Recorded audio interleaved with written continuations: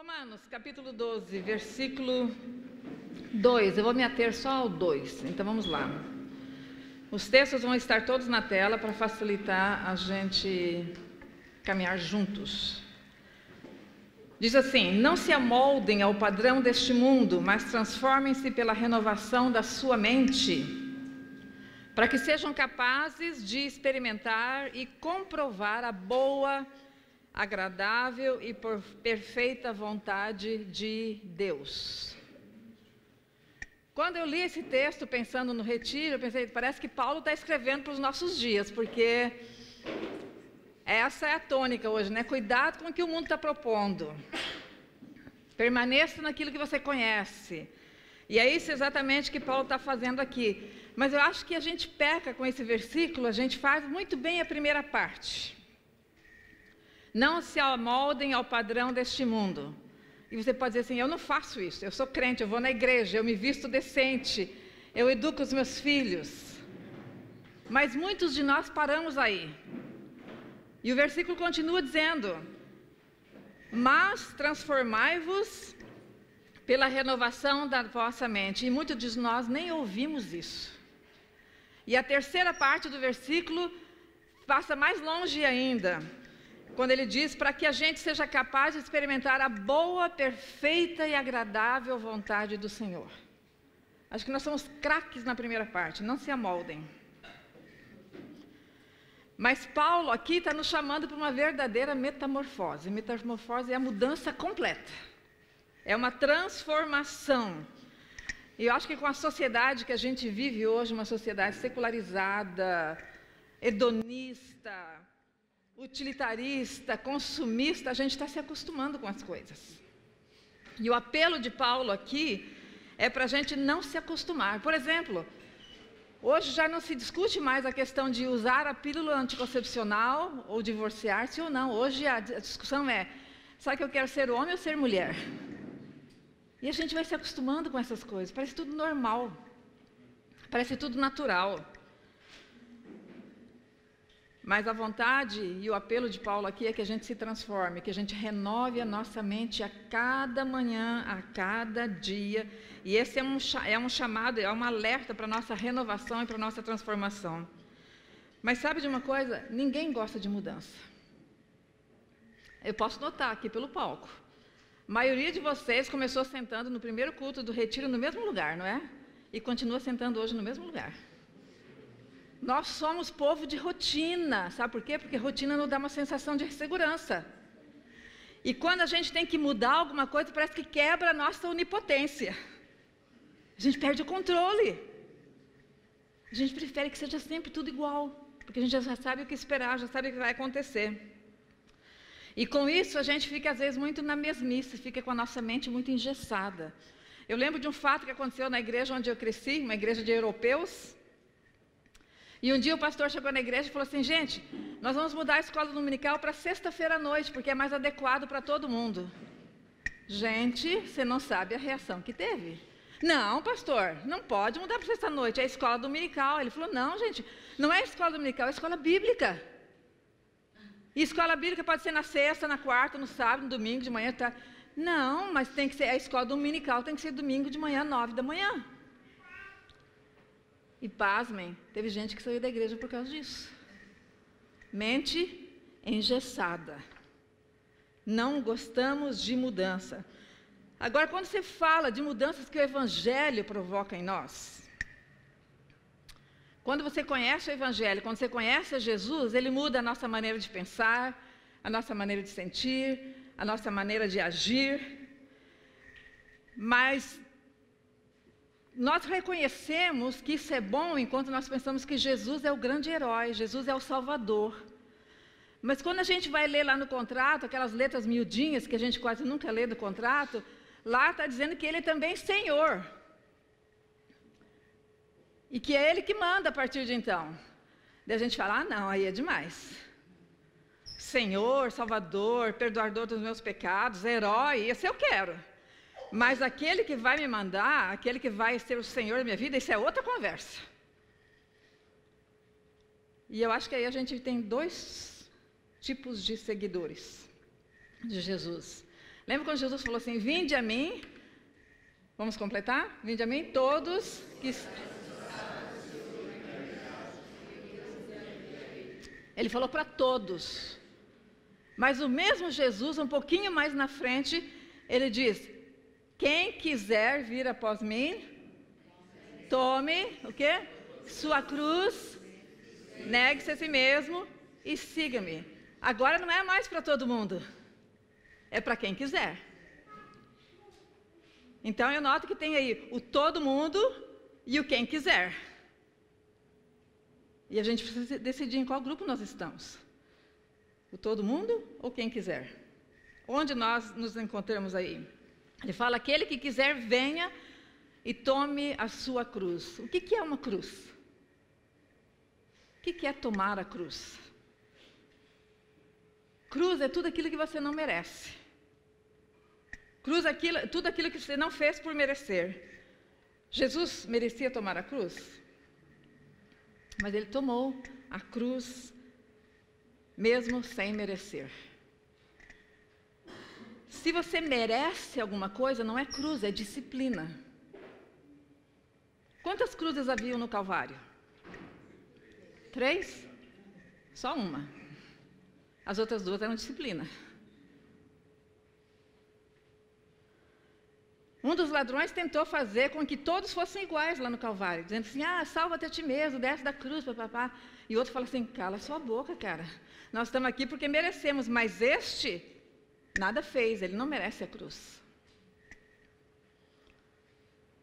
Mas vamos voltar para Paulo, né? Senão a gente vai longe na cruz e vamos... Paulo, nesse texto, nos chama para uma renovação da nossa mente, para uma mudança. E eu quero usar, como alguém que tem muito a nos ensinar nisto, nessa caminhada de mudança, um rapazinho de 25 anos. E daí na minha idade eu já pergunto assim, o que um rapaz de 25 anos tem para me ensinar? Mesma coisa como alguém de 25 fala, o que uma velhinha dessa tem para me ensinar? Não é assim? Mais ou menos assim, né? Mas esse menino de 25 anos, ele assume um reinado. E dentro desse reinado, ele provoca mudanças, ele provoca aquilo que nós precisamos também experimentar. Esse moço chamava-se Ezequias, e a gente encontra a história dele em 2 Reis, capítulo, está na tela já? 2 Reis, capítulo 18, de 1 a 3, e diz assim, e sucedeu que no 3º dia do ano de Oséias, filho de Elá, o rei de Israel começou a reinar, Ezequias, filho de Acás, rei de Judá. Filho de quem ele era? Filho de Acás. Versículo 2. Tinha 25 anos de idade quando começou a reinar e 29 anos reinou em Jerusalém. E era o nome da sua mãe, Abi, filha de Zacarias. Versículo 3. E fez o que era reto aos olhos do Senhor, conforme tudo que fizera Davi, seu pai. Fizera quem? Davi, seu pai. Ele era filho de quem? Versículo 1 diz o quê? Filho de Acás. Versículo 3 fala? A Bíblia está nos confundindo? Na verdade, ele era filho biológico de Acás. Mas ele era filho, na referência, filho de Davi. Quando esse menino de 25 anos assume esse trono, o país está em completa ruína, totalmente destroçado, as perspectivas do reino eram as piores possíveis, multidões já tinham morrido em um só dia de batalha, muita gente já tinha sido levada como despojo, tinha sido levada como escravo para fora do país. O templo estava fechado, e acontecia despacho embaixo de qualquer poste, embaixo de qualquer árvorezinha, tinha um despacho feito pelo rei Acás. E Ezequias, esse menino de 25 anos, assume essa, a gente fala presente de grego, né? Ele assume um reino totalmente destroçado, totalmente desfeito, totalmente arruinado. Crianças haviam sido deportadas da nação. E quando ele assume o reino, acho que todo mundo daquele reino pensa assim, bom, filho de peixe? Peixinho é. Ele vai fazer igual ao pai. Vamos continuar nessa miséria, nessa ruína, nesse caos total. E, gente, a gente não está falando de um templozinho, a gente está falando aqui do templo de Salomão. Acaz tinha sido um dos piores reis de Israel. Ele tinha sido tão violento, como nenhum outro, ele praticava as magias ocultas. Ele tinha queimado próprios filhos em devoção a demônios. Ele contaminou todos os lugares sagrados daquela cidade, ele destroçou tudo que era sagrado, ele desfez. Ele era um político derrotado, ele tinha perdido todas as guerras em que ele entrou. Que reizinho, né? E ele era tão mau que quando ele foi enterrado, não foi permitido que ele fosse sepultado junto com os outros reis que já tinham sido sepultados. Mesmo depois de morto, ele não virou santo, que geralmente quem morre vira santo, né? Era tão bonzinho, era tão bonitinho, era tão amoroso, né? Mas Ezequias foi proibido de ser enterrado junto dos outros reis que já tinham sido sepultados. Tal era a maldade desse rei.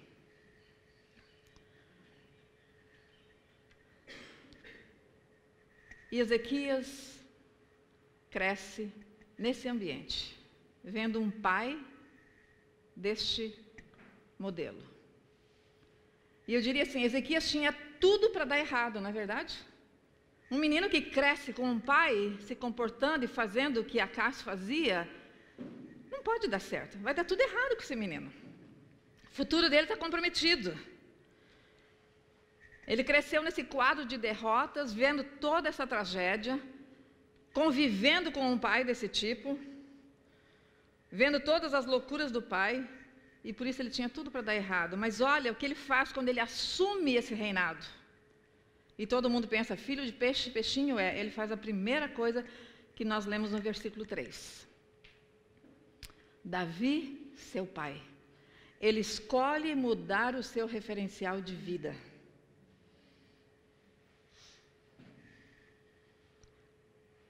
O texto diz que Ezequias fez tudo quanto era reto diante do Senhor, conforme seu pai Davi. O pai dele prestava? Acaz prestava? Não. E por isso, ele escolhe alguém que valia a pena ser copiado. E esse alguém era Davi. Esse é o primeiro passo desse rei, de um moço de 25 anos. As referências que eu tenho não são boas. Então, deixa elas para lá, eu vou optar por essa referência aqui. É nele que eu vou me espelhar. É ele que eu vou copiar. É ele que eu vou seguir como modelo. Isso me faz pensar na nossa caminhada. Quem que a gente está disposto a seguir? Quem é o seu modelo? Quem é o meu modelo? Quem é a nossa referência de caminhada? Acaz ou Davi? Em quem nos espelhamos? Quem é nosso exemplo? Quem nós estamos copiando na nossa caminhada cristã? Muitas vezes, conversando com pessoas em aconselhamento, eles falam, mas na minha família todo mundo faz isso. Todo mundo faz isso, Leni. Eu falo, pois então não faça igual. Você não precisa copiar aquilo que está errado. Não faça, não repita o comportamento. Pense no seguinte, por exemplo, alguém que quer parar de beber vai parar de andar com quem? Bebe. Alguém que quer parar de dizer palavrão vai parar de andar com quem? Fala palavrão. Alguém que quer sentir a presença de Deus vai começar a andar com quem? Vive na presença de Deus. Alguém que quer ficar em forma vai começar a andar com quem? Com quem está em forma, né? Eu acho que tem momentos na vida que a gente precisa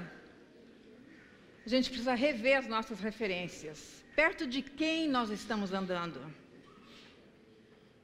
Quem está nos influenciando? Qual o meu referencial de vida? Quais são os exemplos que eu estou aproveitando, copiando? Eu lembro um casal amigo nosso que tinha 3 meninos, nós conhecemos quando eles tinham 3 meninos pequenos, hoje já são moços. E esse casal sempre nos chamava para a casa deles. Isso quando a gente morava em Curitiba ainda. E um dia eu fiquei meio intrigada, pensei, eles têm tantos outros casais jovens com filhos da mesma idade, por que chama 2 velhinhos para a casa deles, né? O que a gente vai fazer no meio desses meninos? E os meninos cresceram, se tornaram adolescentes, e um dia eu perguntei para ela, eu falei, minha querida, por que vocês sempre estão com a gente, sempre chamam a gente, por que vocês não chamam casais que têm alguém da tua, filhos da idade dos seus? E eles falaram, a gente quer ter perto pessoas que compartilham experiências de caminhada com Deus para influenciar os nossos filhos. É esses que a gente traz para dentro de casa. E eu falei, toda glória seja ao Senhor, né? Mas aí eu entendi, porque eu não conseguia entender o porquê daquele casal fazer isso. A gente tem um pensamento, ou um provérbio, né? Que diz, diz-me com quem andas e te direi quem és. Isso me faz lembrar, sabe, da história de quem? De Jairo. Lembra da história de Jairo na Bíblia? Jesus chega naquela cidade, Jairo vai correndo para o encontro de Jesus e fala assim, Senhor, você tem que vir para minha casa porque minha filha está doente, ela está quase morrendo, eu preciso que o Senhor venha para minha casa. E Jesus fala, claro, tudo bem, vou com você. E começou a caminhada pela avenida para chegar na casa de Jairo. No meio do caminho, eles encontram mais alguém com necessidade, aquela mulher do fluxo de sangue, lembram? E Jesus para cuidar da mulher de fluxo de sangue. Quando eles chegam na casa de Jairo, o que tinha acontecido? A menina estava mortinha da Silva lá no quarto. E é interessante porque em Lucas capítulo 8, 51 diz o seguinte, tendo chegado a casa, a ninguém permitiu que entrasse com ele no quarto, senão Pedro, João, Tiago e bem assim o pai e a mãe da menina. Por que ele não levou os outros para dentro do quarto com ele? O próprio Jesus. Por que ele não levou Judas e Tomé, que estavam com ele também naquela caminhada? Ele levou Pedro, Tiago e João. Isso me faz lembrar aquela musiquinha de escola dominical, né? Pedro, Tiago e João no barquinho, Lembra dessa aí, dos tempos idos? Esses 3, o pai e a mãe entraram no quarto com Jesus.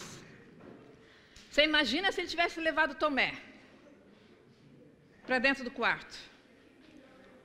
Tomé ia ver aquela menina morta e ia dizer assim, tá mortinha mesmo, tadinha. Tá até geladinha, olha. Tá branquinha, morreu. Morreu, né?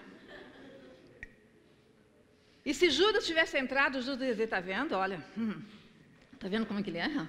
Parou lá para atender aquela mulher lá no meio da rua? Olha o que deu. Agora, coitadinha, ó. Ok, agora esse aqui vai se danar. A filha dele morreu, tá vendo o que ele faz? Mas Jesus não leva nem Tomé, nem Judas e alguns outros, mas ele escolhe quem levar para dentro do quarto. E eu vejo assim na cena, eu posso imaginar a cena, claro que estou imaginando isso. Jairo dentro do quarto, a filha morta, a mãe ali, Jesus e Pedro, Tiago e João lá dentro. E eu posso ver Jairo olhando para Pedro, e Pedro fala para Jairo assim, ó, preocupa não, cara. Você não sabe as coisas que eu já vi esse homem aí fazer. Não preocupa não, a sua filha morta é fichinha para ele. Ele vai dar um jeito, fica tranquilo, fica calmo, fica sossegado. Quem que você quer perto de você? Judas? Tomé?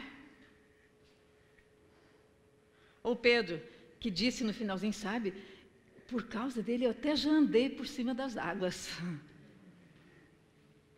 Preocupa não, isso é nada para Jesus. Precisamos trazer para perto de nós as referências que são positivas, que levam a gente para perto de Deus, que levam a gente para cima, que faz a nossa fé brotar e ser viva dentro de nós. Não podemos andar com cabeça de bagre, como se diz por aí, né? Na faculdade, por exemplo, você tem aquela turma que quer estudar e aprender, e você tem aquela turma que quer fazer bagunça. Com quem nós vamos andar? Com quem você anda? É você quem escolhe, sabia? Escolha sua. Quem você quer perto de você na caminhada? Quem você quer trazer para junto? E Ezequias simplesmente decide a não continuar fazendo aquilo que era mal que o próprio pai tinha feito. Então, primeira coisa, checar o nosso referencial.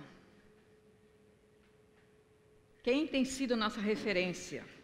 Segunda coisa que Ezequias faz, nós encontramos no versículo 29, no capítulo 29, versículo 3, diz assim: no primeiro mês do primeiro ano de seu reinado, ele reabriu as portas do templo do Senhor e as consertou. No primeiro mês do primeiro ano. Quem quer mudar, muda agora. Não deixa para amanhã. Sabe por quê? Porque se a gente não tem prazo para fazer mudanças, o conforto vai imperar e a gente não faz nada. E a gente não muda. Precisamos ter tempo definido para mudanças. Por exemplo, a gente vai começar a dieta quando? Segunda-feira. Amanhã. Não é assim que a gente fala? Sempre na segunda. Na próxima segunda eu começo a dieta. A gente vai ler toda a Bíblia toda quando? No ano que vem. A gente sempre para depois, e esse depois nunca chega, não é verdade? Hoje é o último dia de retiro. Se a gente precisa mudar em alguma coisa, a mudança tem que acontecer hoje, não é amanhã, é hoje. Sabe por quê? Quando a gente quer mudar, só querer mudar não resolve. Ah, eu quero mudar. Quando? O quê? Por que você quer mudar? Só querer mudar não resolve. Por exemplo, eu falo assim, a gente está viajando e eu falo, acho que eu quero ir no banheiro. Mas a gente continua andando. E meu marido é assim, ele sai para chegar, ele não gosta muito de parar, sabe, no meio do caminho. Acho que os homens, a maioria são assim, né? A mulher sai para viajar, passear, relaxar, e o homem sai para chegar. Eu estou lá, né? Eu quero ir no banheiro. Daqui a pouco a conversa muda, não é mais eu quero ir para o banheiro, é eu preciso ir para o banheiro. Para onde estiver, para aí, para aqui agora, por favor, porque eu preciso ir para o banheiro. O querer se tornou uma necessidade, se tornou uma realidade. Muitos de nós queremos mudar, mas ficamos só nesse ponto. A gente nunca experimenta, a gente nunca deixa a necessidade crescer para que a gente realmente tome posição. É quase como uma gravidez.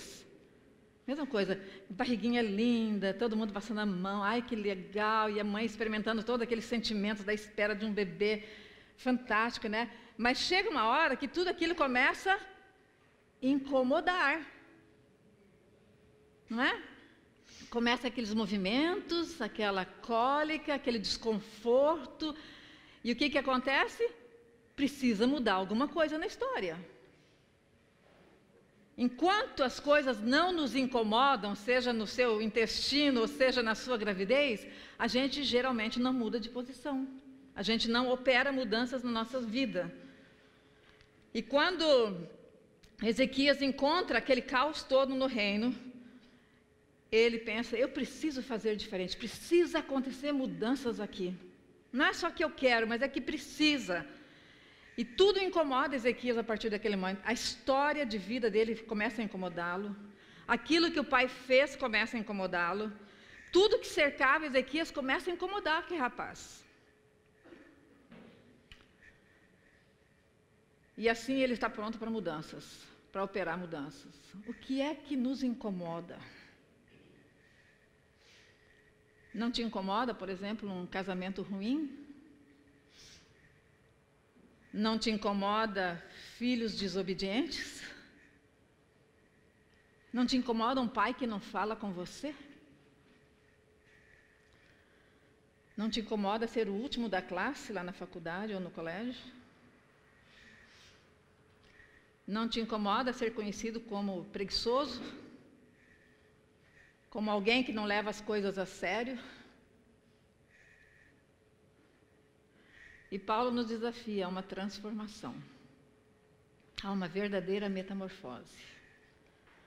Não para a gente ficar mais bonitinho, não para a gente ser a família mais interessante da PIB, não para a gente ficar especial, mas o texto fala, o primeiro versículo que nós lemos fala, para que experimenteis qual seja a boa, perfeita e agradável vontade do Senhor. É só para isso. É só para isso. Por que viver abaixo desse patamar? Nem inteligente é, né? Quanto mais espiritual.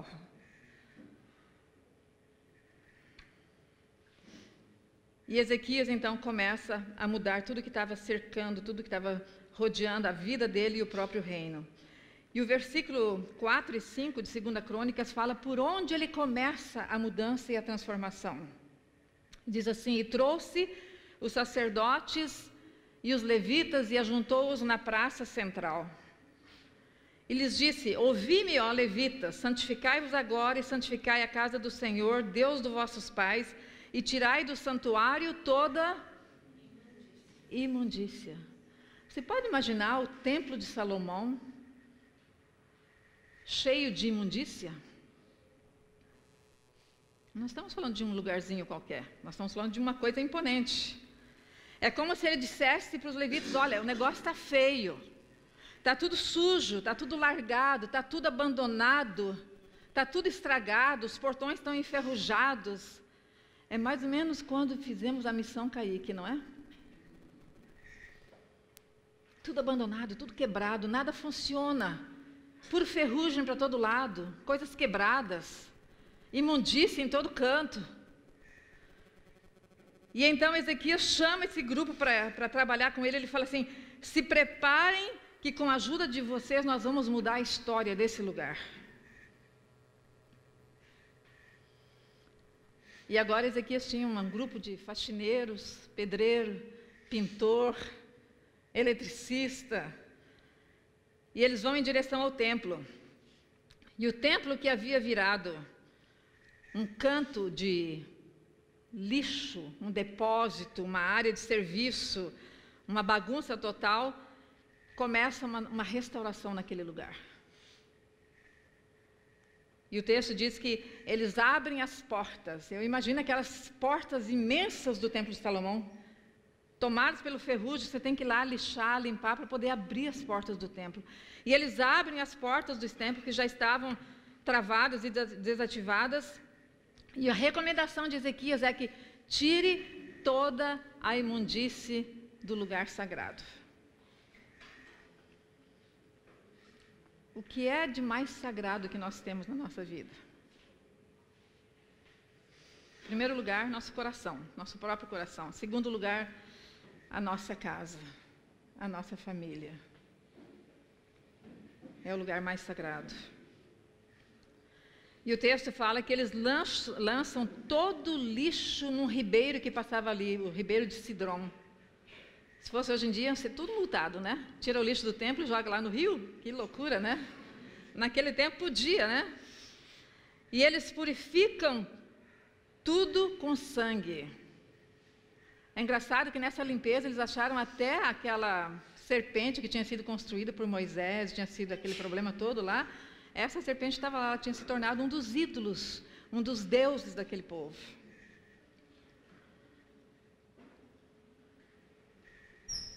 Às vezes nós chegamos num ponto da nossa vida, como Ezequias encontrou esse templo, né?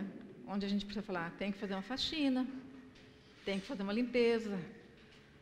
As portas estão rangindo, as janelas eu já não consigo abrir. E a gente precisa fazer um check-up, né? No nosso coração. Às vezes dentro da nossa casa, no quarto do casal, no nosso computador, no nosso celular. Tira toda a imundícia. Essa é a mensagem de Ezequias para o grupo que trabalhou com ele. E às vezes a gente fala, sabe que às vezes a gente, para se desculpar, a gente fala assim: não, mas o meu problema é só meu. O que eu faço não interessa para ninguém. É eu comigo, é eu com eu e pronto. Isso não é verdade. O texto fala que muitos dos pais já tinham sido mortos à espada, e muitos dos filhos e das filhas desse povo, e das mulheres também, tinham sido levadas como prisioneiras. O pecado de Acás feriu não só ele próprio, mas a todas as pessoas que conviviam com ele. Então, o nosso pecado não nos afeta só a nós. Tem muita mulher sofrendo porque o pecado do marido está afetando a vida dela. E vice-versa. Tem muitos filhos sofrendo porque os pais não se posicionam. Tem muitos pais sofrendo porque os filhos não tomam uma posição. O nosso pecado afeta aqueles que nos cercam, aqueles com quem nós nascemos, aqueles com quem nós vivemos. A gente não pode nunca dizer, nasci assim e vou morrer assim. Essa desculpa não cabe a nós que conhecemos o Senhor e que temos uma certa maturidade na palavra. O meu pecado não é só meu, o meu problema não é só meu. O meu pecado e o meu problema afeta aqueles com quem eu vivo, aqueles com quem eu me relaciono. Por que às vezes a gente não se incomoda com aquilo que acontece na nossa casa, na nossa família, com os nossos filhos? E é interessante o que acontece na sequência quando aquela limpeza acontece lá no templo. Eu fiquei imaginando, lendo aquele texto em várias versões, eu fiquei imaginando a festa e o auê que aquilo causou naquela cidade. A equipe que estava trabalhando lá nessa missão Caíque volta para o rei e fala, está tudo limpo, está tudo arrumado. Nós trouxemos as mesas dos pães de volta, nós trouxemos os candelabros de volta, nós colocamos azeite nas lamparinas e agora tem luz no templo de novo. Nós trouxemos os candelabros de ouro, estão no lugar. Nós trouxemos até os tapetes de volta, limpamos e colocamos no lugar. O templo está lindo de novo. E Ezequias fica tão feliz que na manhã seguinte, a história diz que ele mandou uma carta para todo mundo que morava na região, dizendo, gente, voltem, gente, venham comemorar conosco, voltem para cá. Mas sabe que muitos não vieram, sabe por quê? Muitos dos reinos ao redor deles não atendeu ao convite dele, porque eles já estavam numa situação tão precária que era um reino mal visto. É como que assim, eu não quero ir na casa do João e da Maria, não. Imagina, eles são terríveis. Eles não têm mais nada. A vida deles é miserável. Eu vou jantar lá para quê? Vou até ficar mal falada se eu for para lá. Mas a história fala que muitos vieram para aquela grande celebração, para aquela grande festa. E a história diz que eles fizeram uma festa tão grande que durou 7 dias. E estava tão bom ficar junto, igual aqui no Retiro, né, que a gente queria ficar mais, estava tão bom que eles acrescentaram mais 7 dias de festa. E o texto fala que os caras que tocavam trombeta vieram pelas ruas com as suas trombetas tocando, e todo mundo cantando, e todo mundo aplaudindo, todo mundo celebrando, e todo mundo, nossa, o templo está aberto, a casa está limpa, tem luz acesa de novo. E ficaram naquela alegria, naquela euforia, de terem restaurado aquilo que era tão precioso. E nessa altura, Ezequias pensa, fizemos tudo o que nós podíamos fazer, mas eu tenho mais uma coisa que eu preciso fazer. E o versículo 10 diz assim, mas agora, no meu coração, tenho a intenção firme de renovar a aliança com quem? Com o Senhor. Esse renovar a aliança, na verdade, lá no original, fala de apegar-se a Deus, segurar em Deus, se agarrar em Deus. Ele fala, está tudo muito bem, mas o que eu preciso é de Deus aqui conosco, da presença de Deus conosco. E apesar de ser tão jovem, ele toma essa posição de trazer Deus de volta, de atrair Deus para perto de novo. Acás tinha levado Deus longe daquele lugar. O que imperava ali era ídolos e mais ídolos. E fala que cada esquina, cada poste da cidade tinha sido transformado num altar para um Deus pagão. Pode imaginar isso?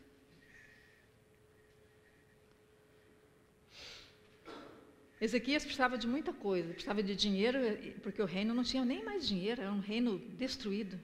Não tinha nem exército, ele precisava de muita coisa. Mas o que ele realmente traz para perto dele é Deus. Sabe por quê? Porque quando Deus vem, com ele vem tudo. Você crê assim? Amém. E Ezequias sabia isso. Quando Deus vem para junto, vem tudo com ele. Exército, dinheiro, depois. O que eu quero é o Senhor perto. E ele renova a sua decisão em obedecer a Deus. Ele faz um novo pacto com Deus. Ele coloca Deus no trono de novo. Ele traz Deus para o centro de novo. E como nós temos pensado nesses dias, ele não se amoldou ao modelo que estava sendo produzido há muitos anos naquele reino. Ele muda o seu referencial, é o primeiro passo dele. Ele promove mudanças. Ele toma a atitude de começar já, porque quem quer mudar, começa a mudar agora, não é amanhã, não é na segunda-feira. E ele traz Deus para perto. O poder de operar mudanças é de Deus, mas a decisão é pessoal, é de cada um. É minha e é sua. Quantas pessoas vivem pensando assim: um dia eu vou ter mais tempo com a minha família um dia. Um dia o meu casamento vai melhorar um dia. Um dia eu vou poder trabalhar menos. Um dia eu vou parar de me preocupar tanto. Um dia meus filhos vão se tornar mais obedientes. Um dia eu vou poder perdoar aquela pessoa, aquele irmão. E esse dia nunca chega, porque eu falei que quando não tem prazo, o conforto é presente, absolutamente. Conformar-se com o mundo é fazer aquilo que eu tenho vontade de fazer. Aquilo que é a nossa carne, aquilo que a gente quer fazer. Eu não sei como é que você veio para esse retiro, eu sei como que eu vim, mas eu sei como que nós podemos sair daqui. Desafiados a não nos amoldarmos a este mundo, a não seguir o modelo que está aí, a não seguir a CAS. Ricardo Barbosa, que é um pastor muito famoso, escreveu em um dos seus livros dizendo assim: a vida cristã não é um processo de ajuste aos valores sociais dominantes, mas um caminho que envolve crise e transformação, onde a tensão entre a palavra de Deus e o mundo estão sempre presentes. É uma crise e transformação. Envolve crise e transformação, onde a palavra de Deus e o que o mundo coloca estão sempre presentes. A nossa grande tentação, sabe qual é? É de querer obter resultados diferentes fazendo as mesmas coisas. Não é verdade? A gente quer ganhar um oi, eu te amo, mas a gente continua dizendo oi. Não é? A gente trata a mulher do mesmo jeito, mas quer ter uma esposa carinhosa, amorosa, melosa. A gente não faz o melhor que pode, mas a gente continua pensando assim: mas no fim, Deus vai me ajudar no fim. A gente não se envolve muito com a igreja e a gente pensa que de repente nossos filhos vão ter um surto assim, do nada, de querer estar na igreja toda hora. Não vão. A gente continua sendo chato do mesmo jeito e pensa que um dia as pessoas vão te tratar melhor. Não vão. Quando a gente faz o extraordinário, o especial, o bom, o certo, a gente recebe também de volta o extraordinário. Não podemos esperar mudança se nós continuamos fazendo as coisas do mesmo jeito que sempre fizemos. Ezequias olha para o seu território, para o seu trono, para o seu povo, para a sua família e fala: tem coisa errada aqui, gente. A gente tem andado, a gente está caminhando, a gente foi até para o retiro de família. Afinal, não está tudo totalmente errado. Ele era o rei agora, tinha um trono para ele sentar. Mas ele fala, não, gente, tem coisa errada aqui. Tem coisa aqui fora do lugar. Tem lixo em algum lugar. Tem coisas que estão aqui que não deviam estar. Tem coisa que está fechada que devia estar aberta. Tem coisa que está suja e deveria estar limpa há muito tempo. Tem perigos escondidos, tem problemas camuflados nesse reino.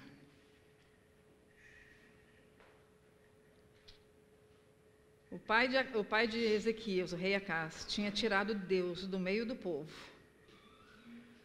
E a mudança, e qualquer mudança, começa com uma decisão, seguida de uma ação, e depois vem a benção. Esse é o caminho. Uma decisão pessoal. Mas lembra que eu falei, não basta querer. Você precisa ficar incomodado. Espero que toda vez que você precisar ir no banheiro, você lembre. Eu preciso estar incomodado com as coisas que incomodam o coração de Deus.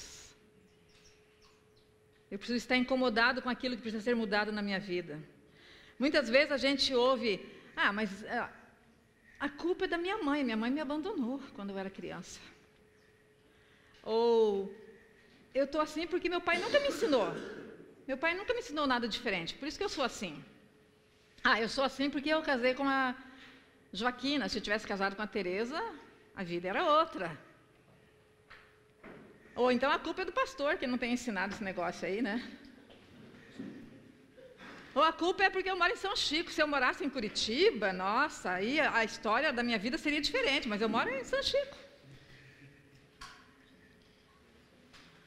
Nós conhecemos um rapaz que quando nasceu, ele foi abandonado pela mãe. Ficou com o pai por um tempo, depois ele foi rejeitado pelo pai. E ele acabou sendo criado pelos avós. Quando ele passou pela nossa vida, ele tinha mais ou menos 16 anos. E nós trabalhamos com ele, nos achegamos a ele, discipulamos, trouxemos para perto, trabalhamos com ele, até chegar um momento que entendemos que ele tinha um chamado de Deus e nós o enviamos para o seminário. Hoje, esse menino abandonado, rejeitado, criado por avós que não tinham nenhuma condição de criá-lo, é pastor, muito bem sucedido de uma igreja. Não arranje desculpas para não fazer mudanças. A culpa não é de ninguém, a culpa é minha, das decisões que eu tomo, da postura que eu assumo. E quando você vê o resultado de tudo que Ezequias fez, o resultado que aconteceu na vida dele, eu quero isso para a minha vida, eu não sei se você quer. Vamos ler o texto lá, 2 Crônicas 32. É um pouquinho longo, mas vale a pena a gente ler. Começando com o versículo 27, diz assim: E teve Ezequias riquezas e glória em grande abundância. Proveu-se de tesouraria para prata, ouro, pedras preciosas, especiarias, escudos e toda espécie de objetos desejáveis. E eu, como mulher, fiquei assim, pedras preciosas, né? Todo tipo de objeto desejável, né? Também, agora os homens, também de armazéns para a colheita do trigo e do vinho e do azeite, e de estrebarias para toda espécie de animais, e de currais para os rebanhos.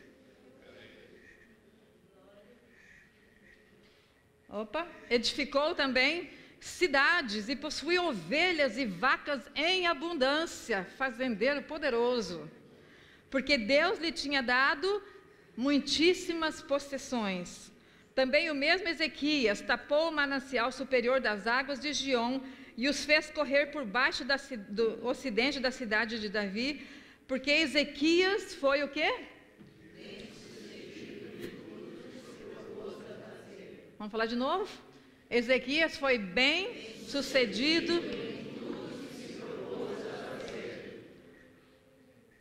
A única coisa que ele fez, operou mudanças onde precisava mudar. Sabe de uma coisa? O único que não precisa mudar, sabe quem é? É Deus. Só Ele. E eu espero que você saia daqui encorajado e desafiado a operar mudanças. Primeiro na sua vida pessoal, depois na sua casa. Eu li recentemente uma história muito interessante sobre as lojas Avan, que são muito grandes e famosas na nossa região, porque nasceu em Brusque, né? Ali tem um conformado e outro incomodado. Primeira loja do pessoal da Avan era em Brusque, uma lojinha pequenininha de tecelagem. Vendiam malhas em metro por quilo, sei lá. Uma loja bem pequena. 2 sócios. E daí vem o nome Avan. O sobrenome de um deles era Heng, H-A-N-G. Aí eles pegaram o H-A do sobrenome dele. E o segundo sócio era Vanderlei. Então, a Avan é o Heng mais o Vanderlei. E hoje você conhece a Avan no Brasil todo. Vão inaugurar a 100ª loja agora no Acre. Mas sabe da história desses dois? O seu Heng e o seu Vanderlei estão lá na lojinha deles. E um deles fala assim, tá muito bom do jeito que a gente está. A gente tem o que fazer todo dia. A gente vem para cá, abre a loja, vende. Está até melhor do que a loja ali da esquina. Não precisa melhorar, não precisa crescer. Não tenho nada mais para fazer. E o outro está lá. Não, mas pode ser melhor. A gente pode crescer. A gente precisa mudar o nosso estilo de loja. A gente precisa mudar o nosso estilo de atendimento. A gente pode ser maior, a gente pode ser melhor. Conformado e o incomodado. E esses dois, o conformado e o incomodado, resolvem separar a sua parceria, a sua sociedade. O conformado está lá até hoje, com a lojinha dele de tecelagem. O incomodado, que queria operar mudanças na sua vida, está onde? Dominando.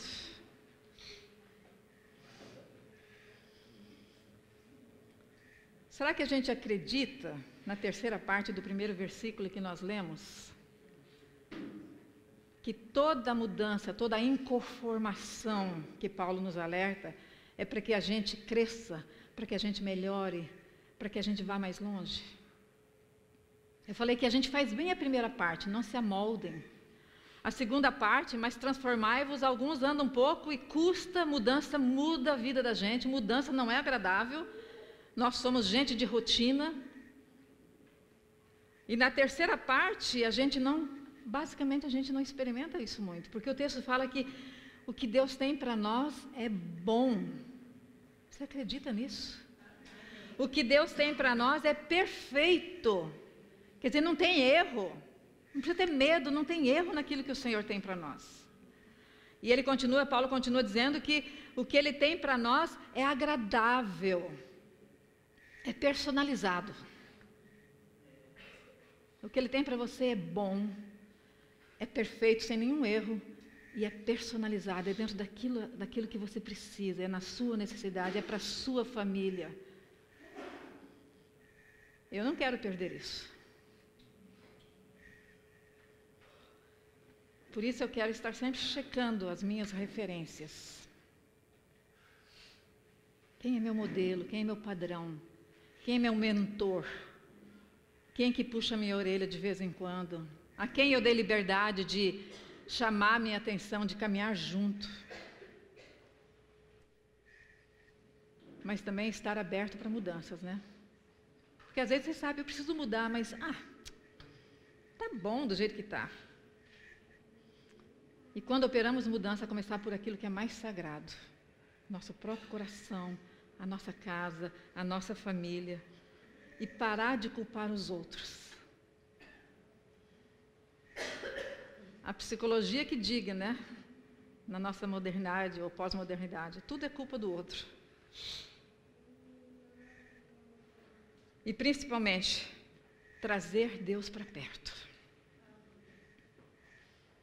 Atrair Deus, foi isso que Ezequias fez. Deus tinha sido tirado daquele ambiente. Deus estava fora do templo, Deus estava fora da vida das pessoas, Deus estava fora daquela cidade, Deus estava fora daquele reino todo. E Ezequias fala, gente, já fizemos tudo, limpamos, mas temos que trazer Deus para o centro, trazer Deus para o trono. Trazer Deus para o controle de novo. Todo antídoto que a gente pode tomar contra o perigo de a gente se amoldar é se encaixar o máximo na vontade de Deus. Se nós estamos experimentando qual seja a boa, perfeita e agradável vontade de Deus, nós não nos amoldaremos ao sistema que está aí. E a nossa metamorfose tem que ser contínua, todos os dias. Nunca termina. Eu sei que eu estou falando aqui para pessoas maduras, não somos ignorantes da palavra, não somos neófitos nessa caminhada, mas todos nós precisamos mudar, todos os dias. É uma coisa constante. Precisamos alimentar dentro de nós os princípios da palavra, a vontade de Deus, trazer Deus para aquilo que é o mais sagrado, que é o nosso coração, e colocá-lo no trono de novo. Eu lembro daquela história do Velho Testamento de Obed-Edom, quando eles trazem a arca de Deus e colocam na sala da casa, no centro da família, a vida toda muda. Tanto que os vizinhos olham e falam assim, não, eu quero a arca para minha casa, porque depois que ele está lá, faz 2 meses, olha como eles prosperaram, olha como a vida mudou. Porque Deus entrou naquela casa e assumiu o centro, foi colocado um trono para ele na sala de visitas.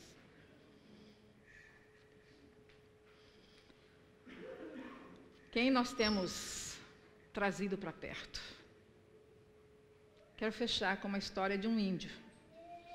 Esse índio tinha recém-convertido e depois de uns meses um missionário que tinha passado naquela região, tinha evangelizado esse índio, esse pastor, esse missionário voltou e falou, nossa, eu preciso ir lá visitar esse índio e ver como é que está andando a vida dele agora, né? Depois que ele fez essa decisão para o Senhor.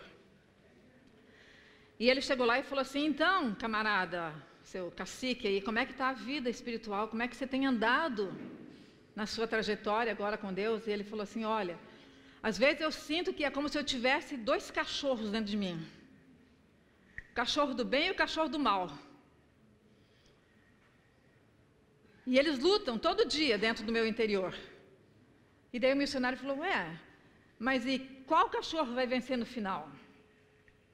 E ele respondeu para o missionário, aquele que eu alimentar mais.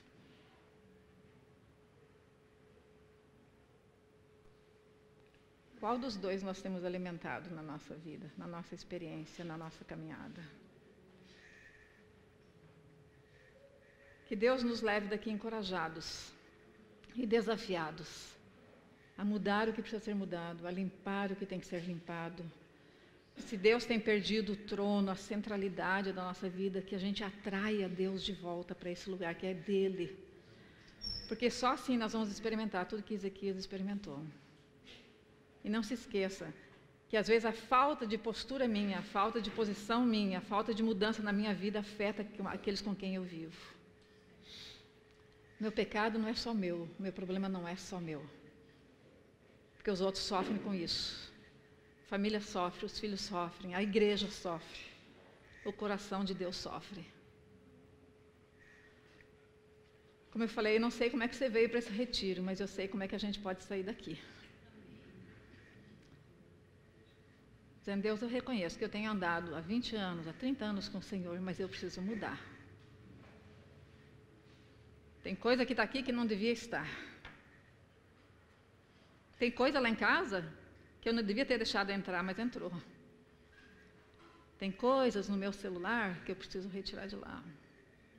Não sei qual é a sua realidade. Mas uma coisa eu sei, que Deus está aqui. E a vontade dele sempre é operar o melhor, o bom, o perfeito e o agradável na nossa vida. E se a gente não tem experimentado isso, a culpa não é dele, a culpa é nossa. Então que essa história, que esse texto nos desafie e nos encoraje a promover mudanças onde nós estamos, para experimentar o melhor que Deus tem para nós. Eu não quero ficar abaixo disso. Eu não quero menos do que isso para a minha vida. Seria ridículo, seria falta de inteligência, falta de espiritualidade, viver abaixo do patamar que Deus tem. Quero orar nesse momento, para a gente fechar esse momento. Em primeiro lugar, eu queria que você falasse com o Senhor. Pergunta para si mesmo, será que eu preciso mudar? Será que tem alguma coisa que eu preciso limpar? Será que a gente tem se perdido de Deus nessa caminhada? Será que as referências que eu tenho usado para a minha caminhada cristã não são as melhores, não são as ideais?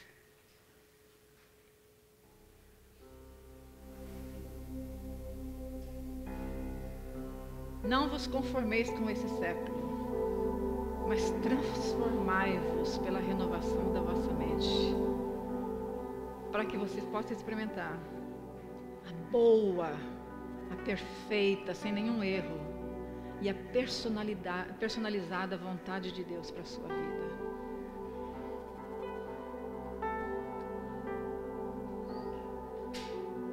Se você quer tratar com o Senhor a respeito dessas coisas nesta manhã, eu queria que você só levantasse a mão onde você está, só dizendo assim: Senhor, eu estou aqui e eu preciso.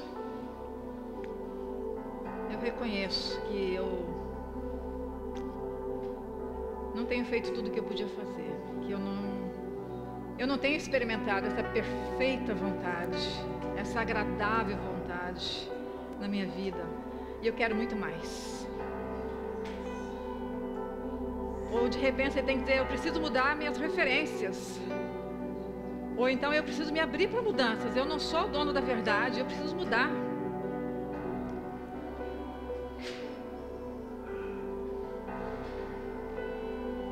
Ou de repente para você parar de empurrar com a barriga.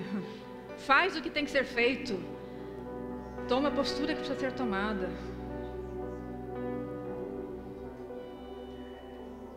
E quem sabe para alguns de nós é trazer Deus para dentro de novo, atrair a presença do Senhor para o nosso coração, para a nossa casa, para a nossa família, para a vida dos nossos filhos. Deus é o único que não precisa mudar em nada. Ele é o mesmo ontem, hoje e será para sempre. E essa metamorfose que Paulo nos chama, que nos desafia a fazermos, tem que ser contínua, todo dia. Senhor, nessa manhã, nós pedimos que o Senhor escute o clamor do nosso coração. Deus, Tu conhece cada um de nós, a nossa realidade, a nossa verdade, Senhor. Nos incomode, Pai, com aquilo que tem sido prejudicial na nossa vida. Nos incomode com aquilo que não é o melhor do Senhor na nossa casa. Opera mudanças no nosso casamento, opera mudança na vida dos filhos, opera mudança no meu trabalho, opera mudança dentro de mim, Senhor. Para que a gente experimente a boa, perfeita e agradável vontade que o Senhor tem para nós. Não nos deixe viver abaixo desse nível, não nos deixe viver abaixo desse patamar. Abençoa, Senhor, os nossos corações nessa manhã. E nos desafie, e nos encorajem a produzir mudanças onde é necessário, Pai. Porque nós dependemos do Senhor totalmente para isso. Entendemos que o poder é seu e a decisão é nossa, Pai. E nesta manhã nós estamos tomando uma decisão de mexer onde é necessário, crendo que o Senhor tem todo o poder para operar aquilo que precisa ser feito. No nome de Jesus nós oramos.